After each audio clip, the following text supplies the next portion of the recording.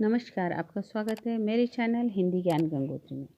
आज हम पढ़ने जा रहे चित्रलेखा उपन्यास की प्रमुख पात्र चित्रलेखा के चरित्र के बारे में। तो आइए जानते हैं चित्रलेखा का चरित्र चित्रण। चित्रलेखा पाटलिपुत्र नगर की अद्वितीय सुंदरी और पवित्र नर्तकी है। यह सौंदर्य की साक्षात मूर्ति है।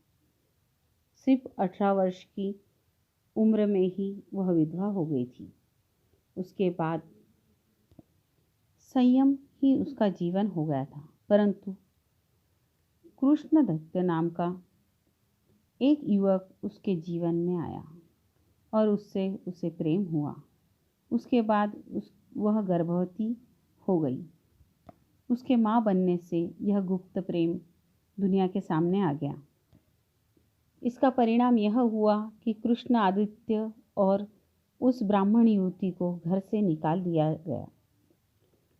वह यहाँ वहाँ भटकते रहे, लेकिन लोगों की बातों से जो कृष्ण आदित्य था उसने आत्महत्या कर ली और यह युवती अकेली हो गई। तब इसे एक नर्तकी ने सहारा दिया और उसने इसे नृत्य करना सिखाया, गाना सिखाया। इस प्रकार वह पाटलिपुत्र की नर्तकी बन गई। पाटलिपुत्र के बड़े बड़े सामंत उसके प्रणय वाचन बनकर आते, परंतु कोई भी उसे नहीं पा सकता था। वह अत्यंत सुंदर थी, केवल जन समुदाय के सामने ही आती थी और बिजली की तरह चमक कर चली जाती थी। जो उसे एक बार देखता, उसके हृदय में उसे फिर देखने की अमिट इच्छा हो जाती। यह संयम के तेज उत्पन्न क्रांति बनाए रखती थी। चित्रलेखा का जो व्यक्तित्व था वह अत्यंत प्रखर था। तभी तो उसे उपन्यास नायक बीजगुप्त भी प्राप्त नहीं कर पा रहा था और उसके प्रेम में पड़ गया था। इतना ही नहीं तो वह अपने प्रखर व्यक्तित्व के से कुमार योगी जो साधना के उच्च शिखर पर थे उन्हें भी गड्ढे में गिरा देती है। मतलब कुमारगिरी के साधुत्व को नष्ट कर देती है।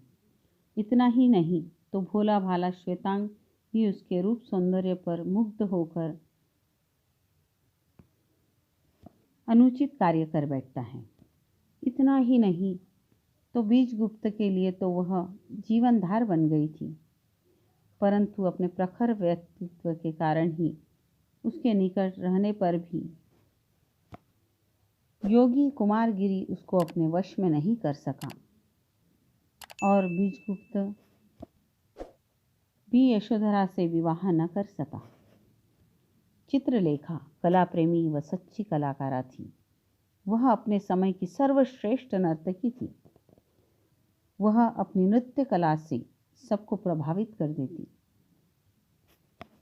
कला के अपमान को वह स्वयं का अपमान मानती, अतः वह इसे सहन नहीं कर सकती।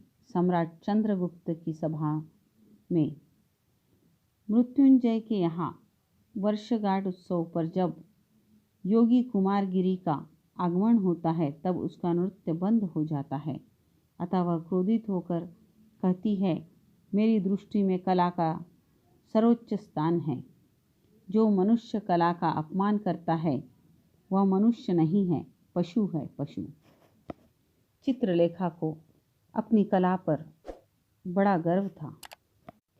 वह न केवल एक नर्तकी थी बल्कि विदुषी भी है। उसके तत्वज्ञान कथनों के अनुभव का सार भरा था।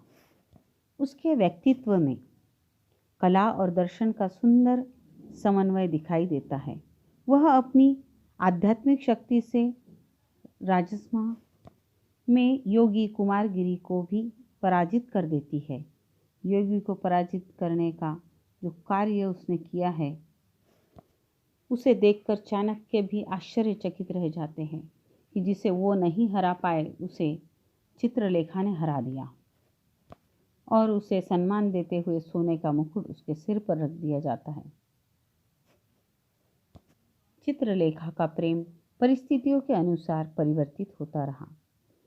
वह प्रेम में त्याग को महत्वपूर्ण मानती है। बीजगुप्त के प्रति उसका प्रेम आदरयुक्त प्रेम रहा है। वह बीजगुप्त को उसके हित के लिए ही छोड़ जाती है। वह कुमारगिरी से प्रेम करने नहीं परंतु उस पर आधिपत्य जमाने के लिए गई थी। परंतु योगी के झूठ बोलने पर कि बीजगुप्त ने यशोधरा से शादी कर ली है, यह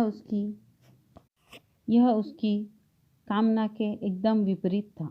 इसलिए वह कुमारगिरी के साथ रहने लगती है।